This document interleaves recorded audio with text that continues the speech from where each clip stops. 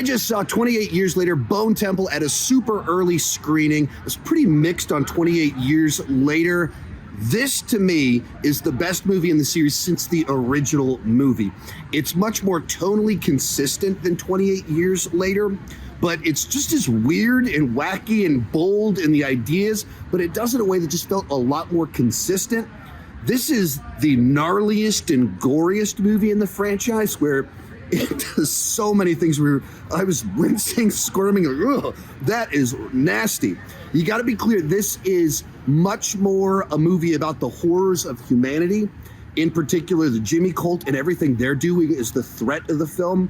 There is some zombie action, but it's much more limited than the previous films. This is not a zombie carnage candy movie. It still has those kind of sentimental moments that you saw in 28 Years Later, in particular with the Fiennes character and everything that he's doing and the very unusual friendship that he forms in this movie. So for me, this is like did the things that I enjoyed about 28 Years Later better, and it didn't have the things that I didn't like about that movie, just much more consistent. Like for me, one of the biggest negatives of 28 Years Later was the last scene when the Jimmy characters were introduced in their cult violent form. And I don't know why they introduced the characters that way in that movie, because they're just terrifying in this film, like handled much better, much more tonally consistent.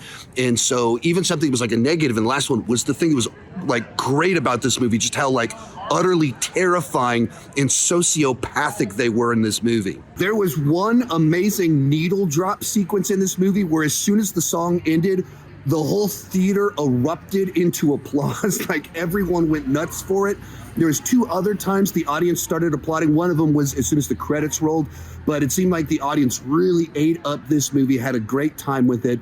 But you just have to go in understanding it is a little bit of a different type of movie, but it's a very good version of that movie.